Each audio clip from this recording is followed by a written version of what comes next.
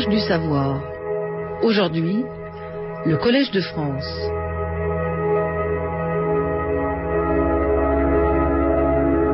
Hier matin, dans son cours consacré à Kurt Gödel, mathématiques, logique et philosophie, Jacques Bouvresse nous expliquait, je cite, « Le problème, écrivait Hao Wang, consistant à trouver un concept précis satisfaisant de calculs faisables, constitue certainement un défi. De fait, nous avons là un cas qui suggère des doutes concernant la croyance de Gödel que le concept précis est là tout le temps, mais que jusqu'à présent, nous n'avons pas trouvé la bonne perspective qui permettrait de le voir clairement. » Et Jacques Bouvresse continue, « Gödel croyait-il réellement que ce qu'il dit des concepts mathématiques peut se dire également de tous les autres concepts ? Gödel est un réaliste conceptuel, dans le sens le plus radical qui soit, et semble croire que les concepts, quels qu'ils soient, ne sont jamais le produit d'une activité de l'esprit. En tout cas, sûrement pas d'une activité de conceptualisation. Ils sont là depuis toujours, et la seule forme d'activité qui est impliquée dans la relation que l'esprit entretient avec eux est une forme de perception. » Ce matin, dans ses cours consacrés plus singulièrement au rapport que Kurt Gödel entretient avec le travail de Husserl, Jacques Bouvresse revient sur le lien fondamental de Kurt Gödel avec la pensée de Leibniz.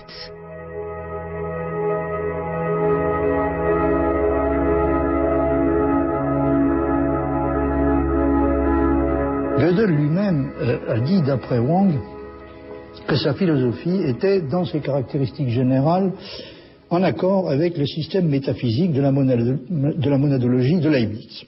Et l'opinion de Wang sur la façon dont cela doit être compris est celle que vous voyez exposée ici. Il me semble, à présent, dit Wang, qu'une certaine espèce de monadologie constitue la ligne selon laquelle Gödel souhaite développer la philosophie conçue comme une théorie exacte. Donc, d'après Wang, Gödel aurait été à la recherche d'une sorte de monadologie, d'une version, disons, d'une version gödelienne de la monadologie leibnizienne. En plus de cela, Gödel dit également que la signification du monde est la séparation et son surpassement ou son dépassement, la séparation du fait et du désir. Wang ajoute, entre parenthèses, plus généralement de la force. Bon, c'est pas d'une clarté exemplaire, mais je pense qu'il faut voir là une allusion assez directe à l'aspect dynamique de la philosophie de Leibniz. Parmi les grandes suggestions de Gödel, c'est, dit Wang, celle avec laquelle je me sens le plus d'affinité et que je trouve la plus stimulante. Je crois à présent que cette assertion est une indication centrale pour sa monadologie, celle de Gödel, donc en dépit du fait que le concept de fait est probablement un concept composé et par conséquent pas un concept primitif au sens de Gödel. Rappelez-vous que, je vous ai cité, je crois, ce passage la dernière fois, Gödel rêvait de quelque chose comme un traitement axiomatique de la métaphysique qui pourrait être comparé à celui que Newton a appliqué à la physique. Et pour ça, évidemment, il faudrait être en mesure de reconnaître, d'identifier les concepts primitifs de la métaphysique. Et une question qui peut se poser, bien sûr, à propos du concept de fait, c'est de savoir si le concept de fait mérite ou non d'être intronisé comme un des concepts fondamentaux de la métaphysique, ou bien si ce n'est pas plutôt un concept qui doit d'abord être analysé. Alors une autre assertion que Gödel formule est, dit Wang, qu'il est un idéaliste. Je considère cela comme ayant pour signification son idée leibnizienne que toutes les monades sont des esprits et que la matière et les êtres vivants en général sont des formes d'esprit inférieures. Dans ce contexte, il dit que la chose importante à considérer est d'obtenir une meilleure théorie en croyant apparemment que la construction idéaliste est plus prometteuse selon son critère. Je crois que Gödel apprécie l'œuvre de Husserl parce que la mise entre parenthèses promet à ses yeux une découverte de la perspective correcte pour percevoir les concepts plus clairement. Fin de citation.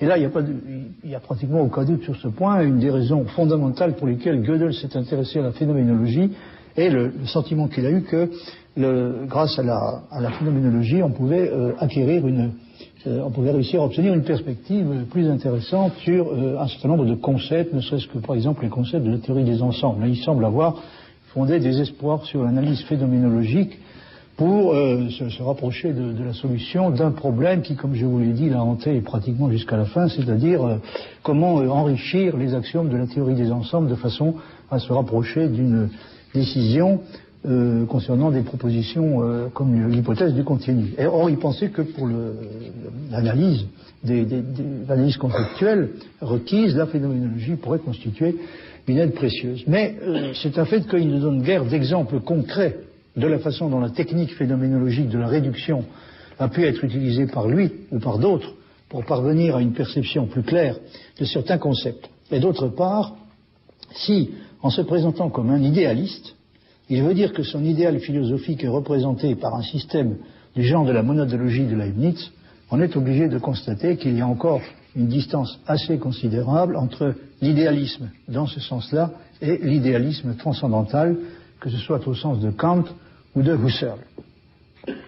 Vous avez parlé l'année dernière, je crois, de la thèse défendue par deux auteurs, Mark Van Hatten et Juliette Kennedy, qui ont regardé de très très près, beaucoup plus près que je ne l'ai fait moi-même, les relations que Gödel a entretenues avec la phénoménologie transcendantale.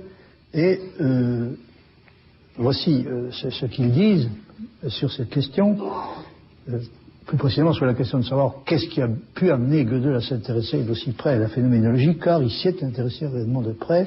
Gödel a recouru, d'après eux, à la phénoménologie transcendantale de Husserl comme un moyen systématique de combiner les deux courants de pensée qu'il avait adoptés antérieurement, sa conception fortement réaliste des mathématiques et le cadre de référence leibnizien qui mettait la subjectivité en position centrale. Ils ajoutent entre parenthèses monadologie. À un niveau très général, cet essai d'intégration peut avoir ou ne pas avoir réussi. Cependant, en dépit de l'optimisme de Gödel au début des années 60, les résultats concrets ne sont pas venus rapidement, s'ils sont tout simplement venus. Nous n'avons pas connaissance d'une quelconque contribution spécifique de Gödel à la phénoménologie, autrement dit, il ne semble pas avoir contribué lui-même à la phénoménologie, plus précisément la phénoménologie, à l'élucidation phénoménologique de la nature des concepts mathématiques. Donc il ne semble pas avoir apporté de contribution spécifique à la phénoménologie, de contribution autre que d'une façon qui peut être soutenue par des arguments, ces contributions au chapitre sur les ensembles dans le livre dont je vous avais parlé déjà la dernière fois, le livre de 1974, donc de Wang, From Mathematics to Philosophy. Alors une autre citation de Mark Van Hatten et de Juliette Kennedy vous indiquera clairement de quoi il s'agit. Vous indiquera peu clairement de quoi il s'agit. Dans les années 50, donc, l'échec de Gödel à fournir une explication rationnelle du platonisme pourrait être considéré comme signalant l'incapacité de sa notion de rationalité du moment à se montrer sensible au rôle de la subjectivité. Donc, c'est l'hypothèse que formulent Mark Van Hatten et Juliette Kennedy, que Gödel se serait rendu compte d'une certaine incapacité de sa notion de rationalité à se montrer suffisamment sensible au rôle de la subjectivité. Ce dont Gödel avait besoin dans ces conditions, pour combler le hiatus entre ses convictions réalistes et les arguments rationnels qu'il était en mesure de trouver pour soutenir ses convictions, donc ce dont il avait besoin était une explication de la subjectivité qui intègre la rationalité et le platonisme. Donc il aurait cherché à travers Husserl à réaliser une intégration satisfaisante, à trouver donc une explication de la subjectivité qui réussisse à intégrer ces deux éléments à première vue assez difficiles, enfin en tout cas deux éléments qui ne lui apparaissaient pas immédiatement conciliables ou qui n'avaient pas réellement jusque-là les moyens de concilier, à savoir la rationalité d'une part et le platonisme d'autre part. Nous suggérerons que c'est la question qui a provoqué sa conversion, entre guillemets, à la phénoménologie. Bon, ça me semble assez plausible. Maintenant, ça laisse entière la question de savoir si la phénoménologie fournissait réellement la solution de ce genre de problème et, d'autre part, si Gödel a eu le sentiment, pour finir, d'avoir trouvé ce qu'il cherchait. Je vous ai déjà dit qu'il a clairement expliqué que non, qu'il n'avait pas véritablement trouvé la réponse au problème qui se posait, même chez Husserl. Alors la référence à la monadologie leibnizienne est, il faut le remarquer, également tout à fait explicite et elle occupe même une place très importante chez Husserl, notamment dans les méditations cartésiennes, où il est expliqué que toute la phénoménologie se ramène en fin de compte à une étude de l'ego monadique. C'est Husserl lui-même qui établit cette relation entre la phénoménologie transcendantale et la monadologie leibnizienne en disant notamment que toute la phénoménologie se ramène pour finir à une étude de l'ego monadique. Il a même fait à un moment donné la déclaration suivante: je suis moi-même à proprement parler monadologiste. Gödel était probablement conscient de l'importance chez Husserl de la référence à Leibniz, et en particulier à la monadologie. Dans le contexte de la phénoménologie transcendantale, le concept de la monade renvoie bien sûr à l'ego transcendantal, et Husserl parle de l'intersubjectivité transcendantale comme étant la totalité des monades. Wang dit que, je cite, le but personnel principal de Gödel en philosophie était de développer la métaphysique, spécifiquement quelque chose comme la monadologie de Leibniz, transformée en une théorie exacte à l'aide de la phénoménologie. Donc il espérait, à l'aide de la phénoménologie, réussir à transformer la métaphysique en quelque chose qui mérite d'être considéré comme une théorie exacte. Manifestement, Gödel considérait comme tout à fait justifiée du point de vue historique la lecture phénoménologique de la monadologie. Et il pouvait pour cela s'appuyer sur un certain nombre de déclarations de Husserl lui-même. Gödel fait par exemple la constatation suivante: la métaphysique, je cite, la métaphysique, sous la forme de quelque chose comme la monadologie leibnizienne, s'est approchée à un moment donné au plus près de l'idéal de Husserl. Donc si on cherche dans la tradition ce qui se rapprochait le plus de l'idéal philosophique de Husserl, c'est, d'après Gödel, du côté de la monadologie leibnizienne qu'il faudrait chercher. Il y a un auteur, il s'agit de Dietrich Manke, qui a réécrit la monadologie de Leibniz, paragraphe par paragraphe, dans une perspective phénoménologique. Ce qui l'a conduit en 1917 à la publication d'un essai intitulé Eine neue Monadologie, une nouvelle monadologie. Donc, livre de Dietrich Manke, publié en 1917. Or, il se trouve que Gödel a lu ce livre et a trouvé tout à fait défendable le point de vue qui était exposé. Donc, il n'avait sûrement rien à objecter à l'idée d'une lecture ouvertement phénoménologique de la monadologie de Leibniz. Il est important de souligner, si on veut comprendre l'intérêt qu'il a éprouvé pour elle, que la phénoménologie transcendantale n'est pas seulement une égologie, mais également une ontologie, et même la seule ontologie possible. Husserl souligne ce point de la façon suivante dans l'article Phénoménologie, donc l'article Phénoménologie qu'il a rédigé en 1929 pour l'Encyclopædia Britannica. Donc dans cet article sur la phénoménologie rédigé pour l'Encyclopædia Britannica, Husserl dit ceci: dans son effectuation systématique, elle, c'est-à-dire la phénoménologie transcendantale, réalise l'idée leibnizienne d'une ontologie universelle comme unité systématique de toutes les sciences a priori concevables, mais en étant fondée d'une manière nouvelle qui surmonte le dogmatisme, entre guillemets, par la méthode phénoménologique transcendantale. Donc vous voyez, c'est tout à fait clair. Husserl insiste sur le fait que la phénoménologie transcendantale a repris l'ambition leibnizienne de la constitution d'une ontologie universelle, et grâce à la phénoménologie, il réussit à la dépouiller de ce qu'elle pouvait comporter encore de dogmatique. Alors, or, une ontologie leibnizienne capable d'échapper aux soupçons de dogmatisme et transformée, si possible, en une théorie exacte, semble bien avoir été la chose que cherchait précisément Gödel en philosophie. Donc, pas très surprenant, si on tient compte de cet aspect, de la référence directe, tout à fait directe à la monadologie leibnizienne que l'on trouve chez Husserl lui-même. Il n'est pas très surprenant que Gödel se soit senti attiré par l'idéal philosophique de Husserl. Mais bien entendu, si ses intentions sont relativement claires et peu discutables, ce qu'il est beaucoup moins est la façon dont il a cherché concrètement à réaliser un programme qui était censé s'appuyer de façon plus ou moins directe sur la phénoménologie husserlienne.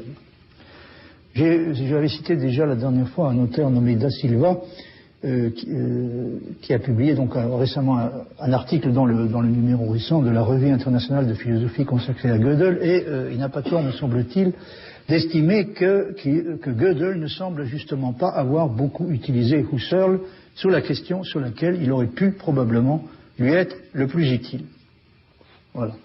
Nous pouvons résumer le platonisme de Gödel tel qu'il est présenté dans sa conférence Gibbs en une phrase. Les concepts mathématiques appartiennent à un univers, à eux, que nous ne créons pas et ne pouvons pas changer, mais seulement décrire, et auquel nous avons accès d'une façon, une certaine forme d'intuition que Gödel n'étudie pas, donc d'une façon qui n'est pas sans analogie avec la manière dont nous percevons les objets physiques. Cette intuition, entre guillemets, est manifestement une notion qui doit être mieux comprise avant que la conception de Gödel puisse être acceptée comme quelque chose de plus qu'une métaphore. Donc on aimerait en savoir un peu plus sur ce qu'il entend exactement par intuition. Husserl aurait pu offrir à Gödel un moyen de comprendre cette relation de notre conscience à un univers objectif d'entités idéales, par opposition aux entités réelles, donc il aurait pu comprendre cette notion en termes de la notion centrale d'intentionnalité. Cependant, dans le contexte de la phénoménologie transcendantale, l'objectivité du monde des concepts ne pouvait pas être comprise dans des termes de l'espèce naturaliste. Elle aurait dû plutôt être comprise dans les termes des fonctions objectifiantes, entre guillemets, individuelles et également intersubjectives de la conscience transcendantale. Par conséquent, pour s'adapter à la réduction phénoménologique, le statut ontologique que Gödel a accordé au troisième règne des concepts mathématiques, dont l'expression le troisième règne est reprise de Frege, c'est ce que Frege appelle le Drittes Reich. Le troisième règne, c'est le monde, le troisième monde auquel appartiennent les significations objectives et des objets comme les concepts mathématiques, les concepts mathématiques ayant un statut qui n'est ni celui d'objet physique ni celui de réalité, plus précisément de représentation mentale. Donc, pour s'adapter à la réduction phénoménologique, le statut ontologique que Gödel a accordé au troisième règne, c'est-à-dire le règne des concepts mathématiques, ce statut devrait être révisé de façon drastique, il devrait être redéfini comme une région ontologique, expression husserlienne, une région ontologique habitée par des unités de signification, entre guillemets, concevables uniquement comme des corrélats de la conscience. Mais rien de cette sorte ne peut être trouvé dans les écrits de Gödel qui ont été publiés jusqu'à présent. Alors, évidemment, non seulement rien ne peut être trouvé, mais il y a d'excellentes raisons pour lesquelles on ne peut pas espérer raisonnablement, on ne pouvait pas espérer raisonnablement voir Gödel se rallier à une conception de cette sorte qui est, c'est le moins qu'on puisse dire, assez difficile à concilier avec son réalisme. Alors, il y a quand même une citation de Leibniz que je voulais vous remontrer. Oui, une des choses qui visiblement ont particulièrement séduit Gödel dans la monadologie, c'est le fait que la monadologie constitue d'une certaine façon la promesse de réussir à savoir tout ce qui est réellement important, à savoir tout ce qui est réellement important sans avoir à examiner autre chose que soi-même, sans avoir à faire autre chose que sortir de soi, que regarder en soi, pardon. Donc sans avoir besoin de sortir de soi, et ça apparaît de façon très typique dans cette citation de la monadologie, c'est par la connaissance des vérités nécessaires et par leurs abstractions que nous sommes élevés aux actes réflexifs qui nous font penser à ce qui s'appelle moi, et à considérer que ceci ou cela est en nous, et c'est ainsi qu'en pensant à nous, nous pensons à l'être, à la substance, au simple et au composé, à l'immatériel et à Dieu lui-même, en concevant que ce qui est borné en nous est en lui sans borne, et ces actes réflexifs fournissent les objets principaux de nos raisonnements. Alors, vous voyez, finalement, en faisant des mathématiques, on se connaît soi-même, et en se connaissant soi-même, on connaît la réalité mathématique. Alors, incontestablement, puisque c'est bien de cette façon que Gödel voyait les choses, et également de cette façon-là qu'il se comportait, au fond, il s'intéressait... c'était un individu certainement d'une espèce hyper réflexive qui considérait qu'on peut réussir à connaître à peu près tout ce qui est important sans avoir à faire autre chose que regarder attentivement en soi-même. Alors évidemment, quand on voit les choses de cette façon, il est assez normal d'être attiré par la monadologie laguissienne et également bien sûr d'être attiré par la phénoménologie husserlienne. Alors je reviens sur la question de savoir si Gödel a réellement essayé de tirer de Husserl ce qu'il aurait pu éventuellement en tirer.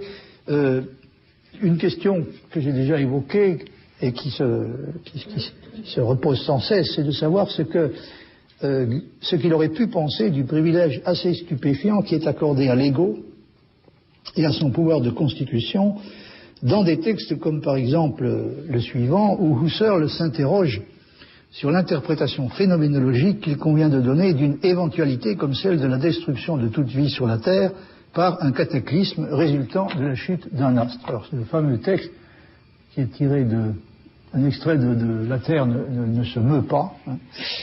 Et Husserl admet certes qu'on peut se représenter une disparition de toute espèce de vie biologique, mais d'ailleurs la vie biologique connaîtra probablement une fin réelle, mais peut-on, se demande Husserl, peut-on se représenter également une disparition de toute espèce d'ego transcendantal et de vie constituante? Est-ce qu'on peut se représenter une disparition de cette sorte à peu près comme on se représente la disparition d'une espèce comme celle des dinosaures? Notre espèce à nous peut disparaître, elle disparaîtra probablement un jour, comme ont disparu beaucoup d'autres espèces, mais quel sens peut-on donner à l'idée d'une disparition de toute espèce d'ego transcendantal et de toute vie constituante? Et Husserl dit ceci: quel sens peuvent avoir les masses s'effondrant dans l'espace, dans un espace préalable, en tant qu'absolu, homogène et a priori, si la vie constituante est biffée?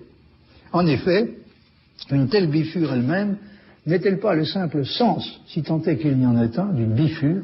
Une telle bifure n'est-elle pas simplement le sens d'une bifure, si tant est qu'il y en ait un, une bifure de et dans la subjectivité constituante?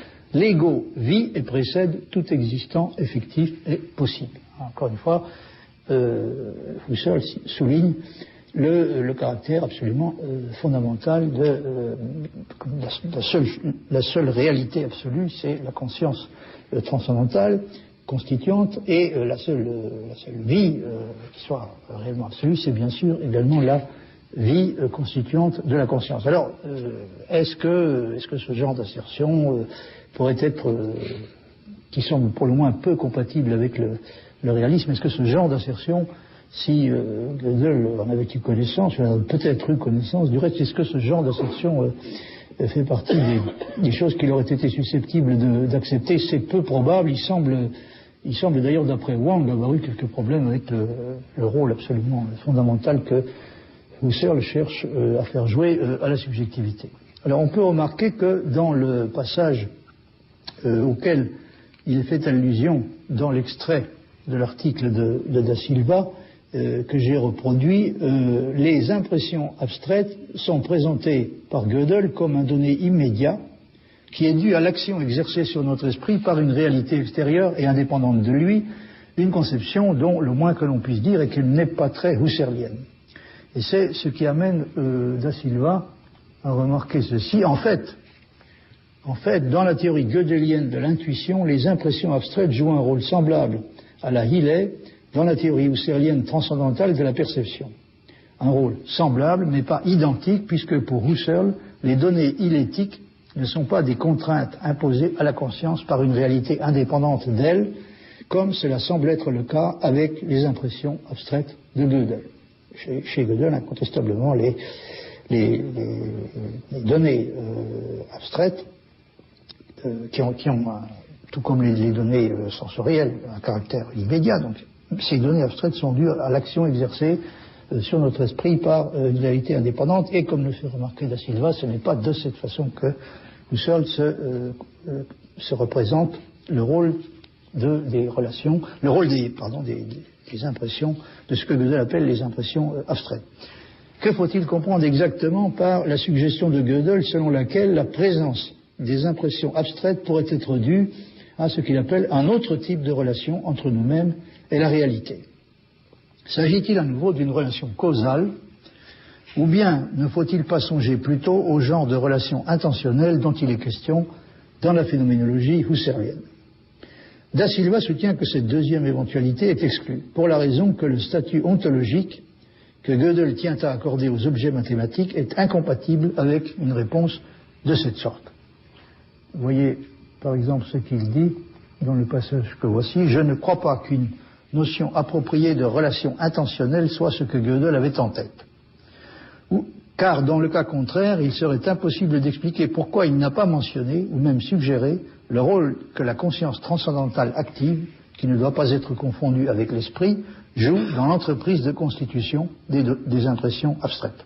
Encore une fois, il ne semble pas que dans son esprit, elles soient, en quelque sens que ce soit, le produit d'une activité de constitution. Elles sont dues, dit-il tout à fait explicitement, à un certain type d'action exercée par les objets abstraits sur notre esprit. Donc, en fait, Husserl dit explicitement le contraire, qu'elles ne sont pas quelque chose de purement subjectif. Il semble que pour Gödel, les impressions abstraites soient causées, soulignées, par des entités qui existent de façon indépendante. Les impressions sont, après tout, des impressions de quelque chose, souligné. Ce quelque chose, entre guillemets, ne peut pas affecter nos organes des sens, mais il pourrait d'une certaine façon affecter nos cerveaux. Souvenez-vous de la façon dont Gödel parle d'un organe physique pour le traitement des impressions abstraites situé quelque part dans le cerveau. Le fait qu'il ait ne serait-ce que considéré cette possibilité montre que les relations intentionnelles n'étaient pas le type de relations non sensorielles qu'il avait en tête pour ce qui concerne les impressions abstraites. Donc ce point de vue reste apparemment nettement causal, beaucoup plus causal que intentionnel. De fait, pour échapper au risque que les impressions abstraites apparaissent comme purement subjectives, Gödel choisit, semble-t-il, de les rapporter non pas à une subjectivité qui pourrait être qualifiée de transcendantale, mais à une réalité objective qui est considérée comme indépendante du sujet connaissant et qui est capable d'agir sur lui un peu à la façon dont la réalité physique le fait par l'intermédiaire des sens. Autrement dit, Gödel est réaliste dans un sens nettement plus fort et, si l'on peut dire, également plus naïf que Husserl. Et il est également, d'une certaine façon, plus naturaliste. Je me suis permis de qualifier le point de vue qu'il défend de quasi-naturaliste en faisant allusion par là, en renvoyant par là au fait que pour lui, encore une fois, les impressions abstraites sont le résultat d'une action qui semble être de nature plus ou moins causale, une action de type plus ou moins causal qui est exercée par une réalité extérieure sur notre esprit. Cette réalité, il se trouve que cette réalité simplement est une réalité, non pas une réalité physique, comme dans le cas de la perception sensorielle ordinaire, mais une réalité abstraite. Alors c'est précisément cette situation qui amène Da Silva à conclure que quelque chose d'essentiel dans ce qui constitue la spécificité de l'idéalisme transcendantal pourrait bien avoir échappé à Gödel. Finalement, c'est toujours Da Silva qui parle, finalement la façon dont Gödel insiste pour donner aux impressions abstraites une réalité objective et nier qu'elle soit purement subjective montre qu'il était loin d'apprécier ce qui est un lieu commun dans la phénoménologie transcendantale, à savoir que l'objectivité doit être fondée dans la subjectivité. Manquer ce point, c'est manquer tout bonnement le point crucial de la phénoménologie transcendantale et en conséquence la phénoménologie transcendantale. Fin de citation. Bien entendu, cela ne signifie pas nécessairement que Gödel ait eu tort de défendre le genre de réalisme qu'il défendait. Il pourrait avoir eu raison sur ce point contre le point de vue de l'idéalisme transcendantal, mais cela signifie seulement qu'il a probablement eu tort de croire que Husserl défendait lui aussi une conception de cette sorte, si toutefois c'est bien ce qu'il a cru. Il est difficile de considérer comme ayant pu entretenir un rapport réel et organique avec la phénoménologie transcendantale un mode de pensée philosophique auquel, comme cela semble bien être le cas chez Gödel, il manque à la fois une théorie de l'intentionnalité proprement dite, une chose que Gödel semble avoir en commun avec Frege, et un intérêt pour ce que Husserl appelle la vie constituante de l'ego transcendantal. Husserl dit explicitement, dans un manuscrit qui a été rédigé en septembre 1907, que la phénoménologie transcendantale est la phénoménologie de la conscience constituante. Or, Gödel ne semble pas s'être intéressé de façon concrète à la conscience constituante et à la relation qu'elle entretient avec les objets de la connaissance en général et avec ceux des mathématiques en particulier. Comme je l'ai dit dans l'article sur le problème du continu de Cantor, qui aurait pourtant, semble-t-il, constitué une bonne occasion de le faire, il ne met pas explicitement en relation ses propres conceptions avec celles de Husserl, et il les confronte seulement, de façon un peu inattendue, avec celles de Kant.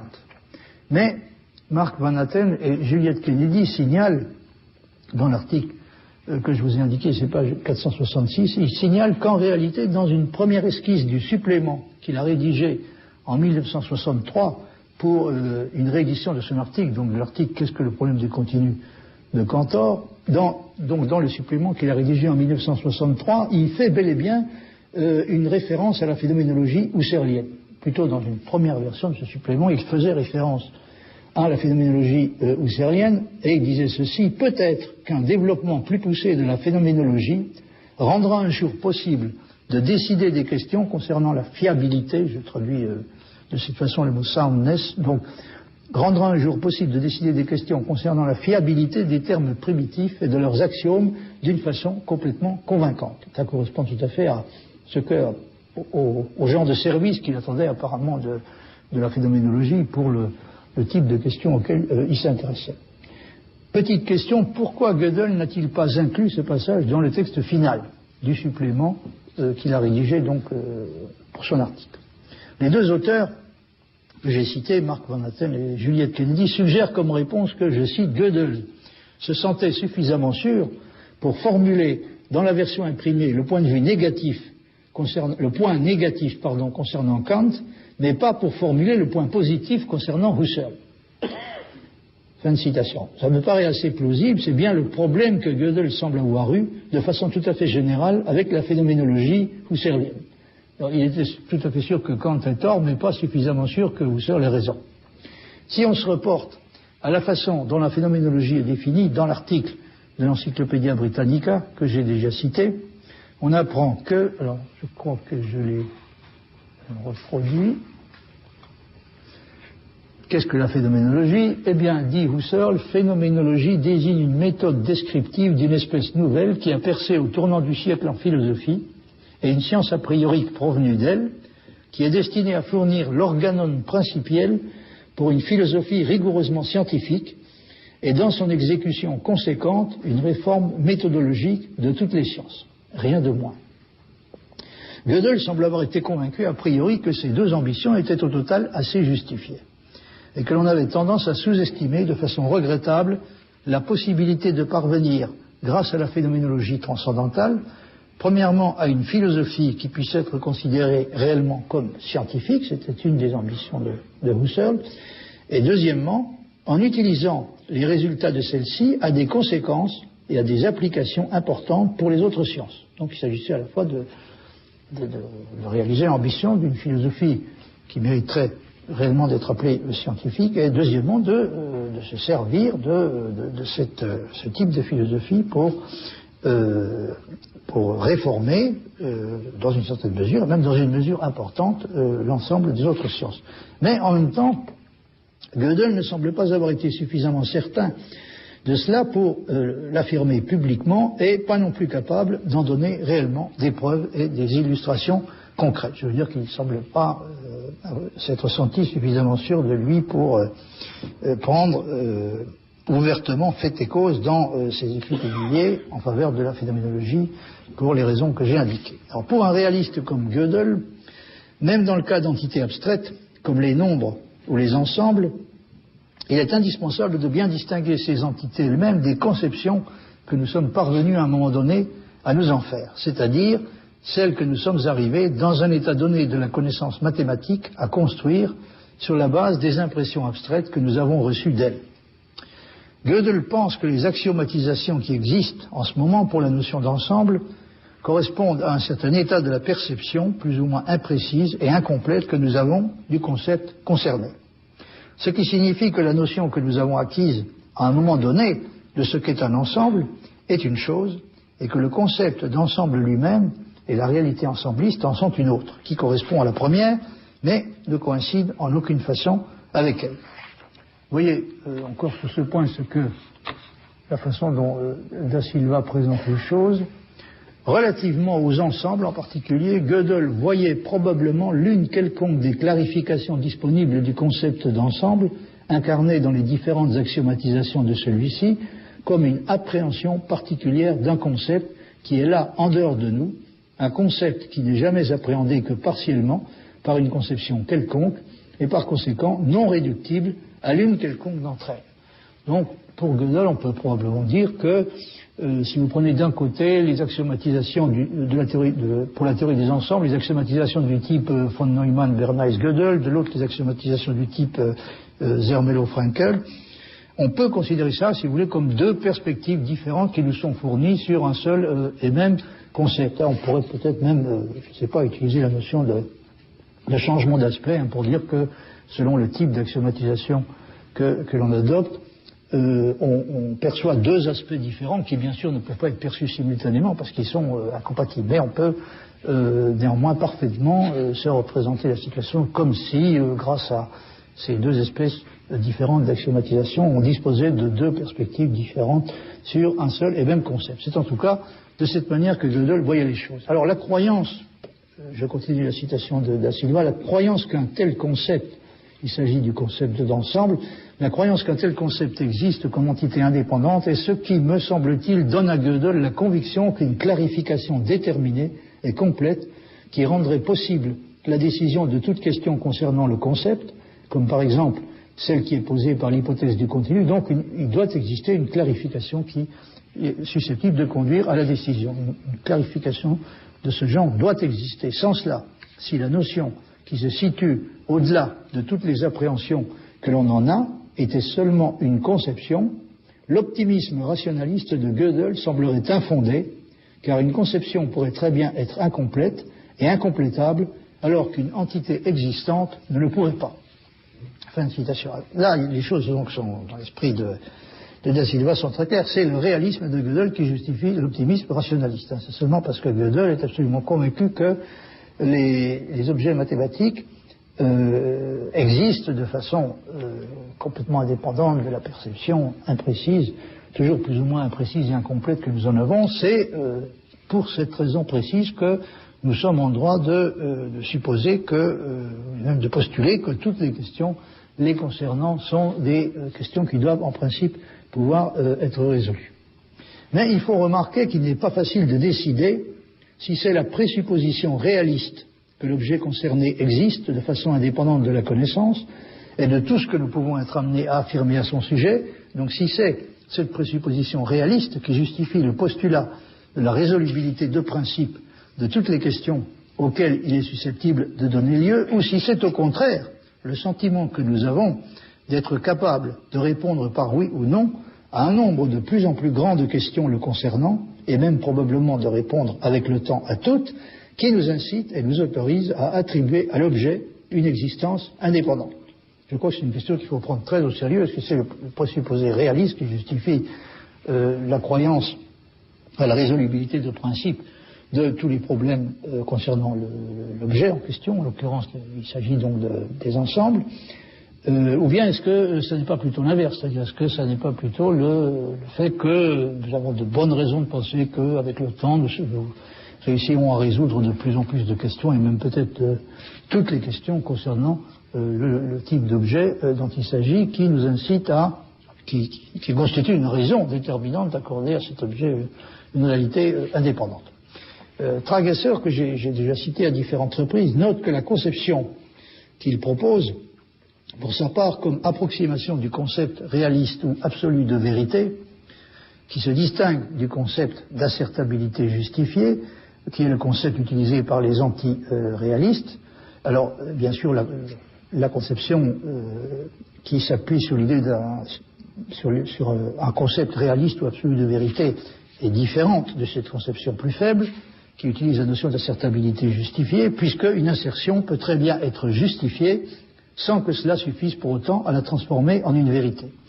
Alors, Tragesser note que sa conception, je cite, impose clairement l'idéal de la résolubilité de toutes les questions portant sur un objet supposé, même si elle n'impose pas l'idée d'une procédure de décision uniforme pour toutes les questions. Donc, ce qui est important, c'est que nous ayons de bonnes raisons de penser que nous serons en mesure de résoudre toutes les questions, pas nécessairement que nous soyons assurés au départ de disposer d'une méthode, d'une procédure de décision uniforme qui permet de les décider toutes. Il faut qu'elles soient toutes décidables en principe, pas nécessairement qu'elles soient toutes décidables par la même méthode. Alors, c'est clairement, dit Tragesser, une idée rationnelle. Nous devons être assurés que toutes les questions portant sur X pourraient recevoir une réponse pour être finalement convaincus de l'existence de X. Voilà un principe très important, également probablement très discutable. Nous devons être assurés que toutes les questions portant sur un objet, X, pourrait recevoir une réponse pour être finalement convaincu de l'existence de X. Alors, voyez encore le passage suivant. C'est toujours Tragesser qui parle. Dans la mesure où nous ne pouvons pas faire cela, c'est-à-dire dans la mesure où nous ne pourrons pas être assurés de l'existence indépendante de l'objet, dans la mesure où nous ne pouvons pas faire cela, dans cette mesure, notre justification pour asserter l'existence est affaiblie.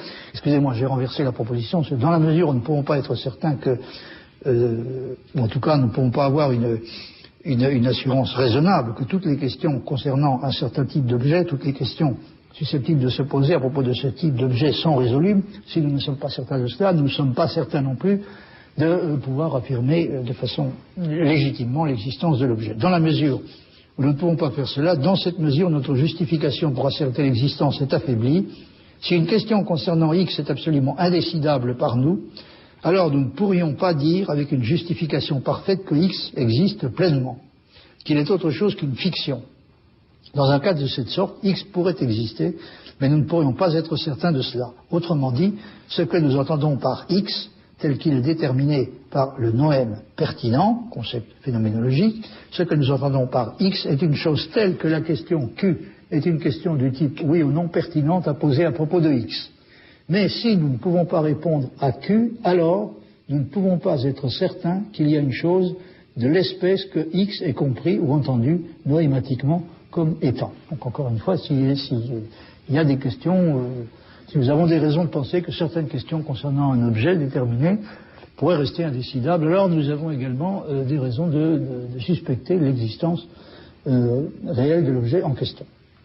Alors effectivement, une des caractéristiques d'un être de fiction, par exemple d'un personnage de roman, par opposition à un être réel, est qu'il y a une multitude de questions qui peuvent sembler pertinentes à son sujet, et pour lesquelles il n'existe cependant pas de réponse si le romancier n'y a pas répondu et ne les a même pas envisagées.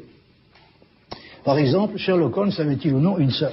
Ou parlait-il ou non le chinois? On sait que Sherlock Holmes avait un frère qui s'appelait Mycroft, si je me souviens bien.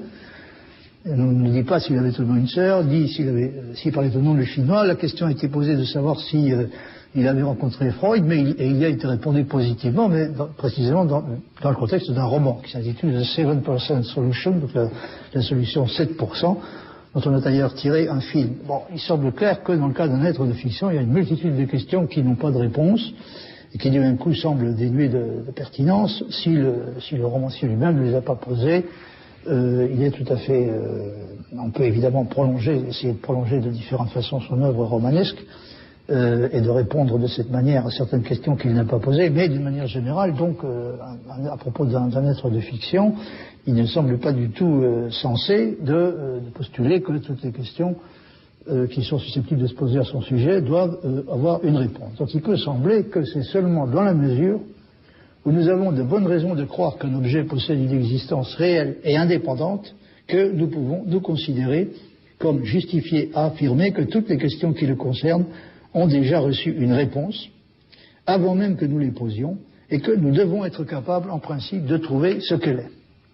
La deuxième chose que nous devons être capables en principe de trouver ce qu'elle est n'est cependant pas garantie automatiquement, puisqu'il est possible que nos capacités de connaissance ne soient pas suffisantes pour nous permettre de trouver dans tous les cas la réponse. À moins de supposer, autrement dit, il y a semble-t-il deux aspects qui sont sensiblement différents.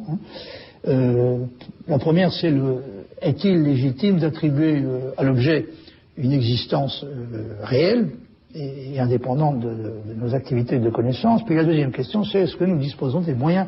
Si l'objet existe réellement, il est possible de se le représenter comme complètement déterminé, c'est-à-dire tel que toutes les questions qui sont susceptibles de se poser à son sujet ont déjà reçu une réponse non arbitraire, qui ne dépend en aucune façon de nos préférences, des choix que nous pouvons faire, etc.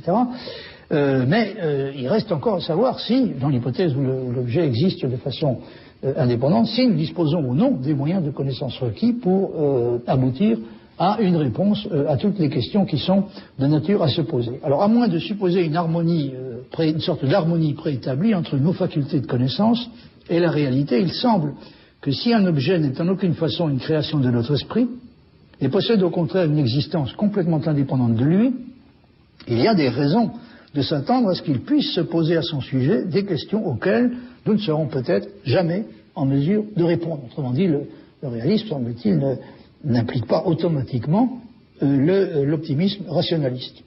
Le problème se pose par conséquent de savoir sur quoi s'appuie au juste le principe de l'optimisme rationaliste que défend Gödel. Alors un élément de réponse possible est celui qui consiste à admettre implicitement ou explicitement que les objets mathématiques sont certes ontologiquement indépendants de l'esprit humain, mais ne le sont pas épistémologiquement de la même façon.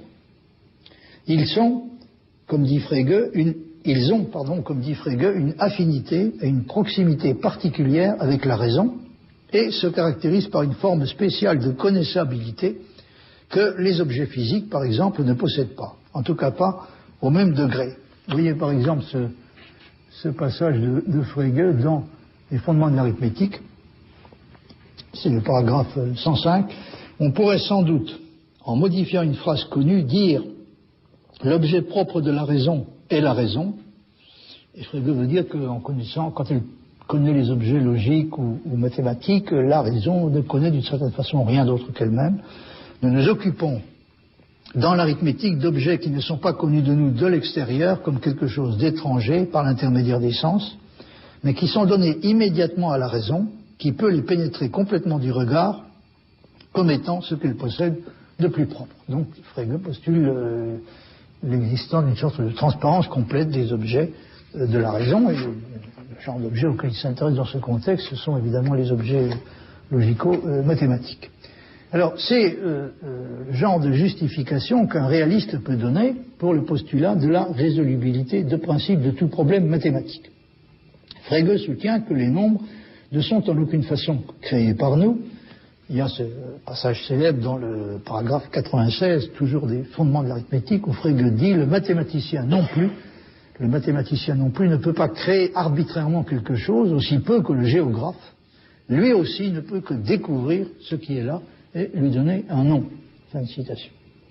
Mais les nombres ne sont pas des objets quelconques, ce sont des objets logiques, et en les prenant pour objets de connaissance, ce n'est d'une certaine façon, comme le dit Frege, rien d'autre qu'elle-même que la raison prend pour objet. Donc les objets sont à la fois complètement indépendants de nos activités de création, nous ne les inventons d'aucune façon, nous les découvrons exactement comme le géographe découvre par exemple certains continents, ou certaines régions, mais et leur donne un nom, mais en dépit de ça, donc nous avons de bonnes raisons de penser que nous sommes en mesure de les connaître complètement parce que ils ne sont pas comme les objets physiques à première vue étrangers à la raison, mais d'une certaine manière ils font partie de ces possessions les plus propres, comme dit Frege. Alors, une autre façon de justifier le principe selon lequel il ne peut pas y avoir d'ignorabilis en mathématiques et de dire au contraire que les nombres sont uniquement des créations de notre esprit, et que c'est justement pour cette raison que toute question les concernant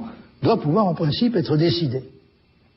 Il n'y a que ce que nous avons fabriqué nous-mêmes que nous pouvons être certains de réussir à connaître intégralement, et que ce que nous avons déterminé nous-mêmes implicitement au départ que nous pouvons être certains de réussir à décider.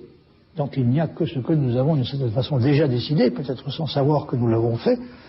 Il n'y a que cela donc que nous pouvons a priori être certains de réussir à décider. Alors l'argument n'est sûrement pas complètement inattaquable. Et j'aurai, je l'espère, l'occasion de revenir un peu plus tard sur ce point. Kreisel, dans un article consacré pour l'essentiel au problème de la mécanisation du raisonnement, prend nettement ses distances par rapport à Gödel sur ce sujet, et je pense personnellement qu'il a tout à fait raison. Voici ce que dit Kreisel. Le domaine de l'expérience que je souhaite considérer est les mathématiques elles-mêmes. L'argument est en rapport avec l'interprétation bien connue que Gödel donne de son théorème d'incomplétude, ou bien il y a des objets mathématiques extérieurs à nous-mêmes, ou bien ils sont nos propres constructions, et l'esprit n'est pas mécanique. Je reviendrai un peu plus tard sur cette disjonction, qui n'est pas facile à première vue à interpréter. Je ne fais pas, comme lui, dit Kreisel, la supposition que si les objets mathématiques sont nos propres constructions, on doit s'attendre à ce que nous soyons capables de décider toutes leurs propriétés. Car, sauf sous certaines conditions extravagantes imposée à ce qu'on accepte comme le moi, je ne vois pas pourquoi on devrait s'attendre à un contrôle tellement plus grand exercé par quelqu'un sur ses productions mentales que sur ses productions corporelles, qui sont parfois tout à fait surprenantes. Fin de citation. Ça me semble tout à fait exact. Il n'est même pas nécessaire d'invoquer pour ça la théorie de l'inconscient et de faire remarquer que le mental n'est pas forcément beaucoup plus facile à connaître et peut-être tout aussi impénétrable que le physique. Comme le fait remarquer Kreisel, il n'y a pas tellement de raison de s'attendre à ce que les produits de notre activité mentale soient dans tous les cas nécessairement beaucoup plus transparents que les productions de notre corps ou les réalités physiques en général. Donc j'ai personnellement l'impression que la position de Kreisel est nettement plus acceptable que celle de Gödel. Mais quoi qu'il en soit, de ce point précis, je me bornerai à remarquer pour l'instant que Gödel est à la fois un réaliste et un rationaliste dans le style de Frege, et qu'il n'y a par conséquent pas lieu d'être surpris de le voir défendre à la fois l'idée que les objets mathématiques existent de façon indépendante de nous et la conviction qu'ils sont intégralement connaissables.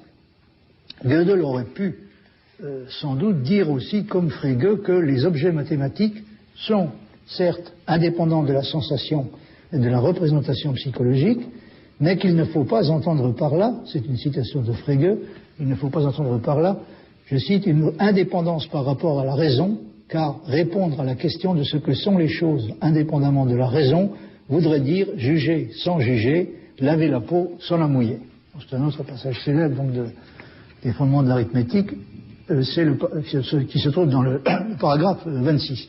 Donc Frege dit clairement, il ne faut pas demander à un réaliste, ça serait complètement déraisonnable d'expliquer à quoi pourraient ressembler les choses indépendamment de la raison. Ça serait, dit-il, comme vouloir laver la peau, juger sans juger, laver la peau sans la mouiller. Donc c'est une sorte de contradiction dans les termes. Mais cette impossibilité donc, de spéculer sur ce que peuvent être les choses indépendamment de la raison est sans inconvénient si on a de bonnes raisons de croire, premièrement, que si les objets mathématiques dépendent de la raison, ils n'en dépendent pas pour leur existence, mais seulement pour leur connaissance, et deuxièmement, que la raison est en mesure de les connaître tels qu'ils sont.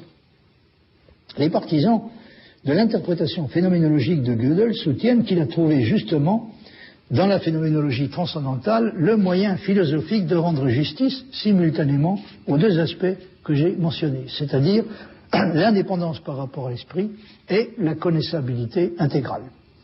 Mais pour des raisons dont j'ai donné une certaine idée, je doute fortement que ce soit réellement le cas. Gödel ne s'est pas intéressé d'assez près, me semble-t-il, à ce qui aurait dû justement, dans ces conditions, l'intéresser le plus dans l'entreprise et dans la démarche de Husserl. Notez que chez les mathématiciens comme Hilbert, un élément important qui a contribué à augmenter la confiance dans les possibilités de la raison mathématique est la façon dont on est parvenu dans des cas qui pouvaient sembler à première vue un peu désespérés à des démonstrations d'impossibilité qui ont résolu définitivement le problème, même si elles l'ont fait de façon négative. C'est un élément tout à fait important, ce qui amène Hilbert dans le fameux exposé de 1900 sur les problèmes mathématiques non résolus et qui seront à résoudre pour les générations futures. Le rôle joué par les démonstrations d'impossibilité est tout à fait déterminant. Les démonstrations d'impossibilité, contrairement à ce qu'on pourrait penser, ne constituent nullement une raison de désespérer. C'est plutôt le contraire qui est vrai. Hilbert dit ceci: c'est sans doute ce fait remarquable à côté d'autres raisons, donc le fait qu'on a obtenu dans certains cas une explication tout à fait précise et même démonstrative, des raisons pour lesquelles on n'était pas parvenu jusqu'à présent à résoudre certains problèmes, c'est sans doute, dit-il, ce fait remarquable à côté d'autres raisons philosophiques qui fait naître en nous la conviction que partage sûrement tout mathématicien, mais que personne n'a au moins jusqu'à présent appuyé sur des preuves. Je veux dire la conviction que tout problème mathématique déterminé doit nécessairement être susceptible d'être réglé de façon rigoureuse, soit sous la forme d'une réponse réelle que l'on réussit à apporter à la question posée, soit par une démonstration de l'impossibilité de sa solution et du même coup de la nécessité de l'échec de toutes les tentatives. C'est dans donc Mathematische Probleme, le fameux exposé que Hilbert a donné à Paris en 1900.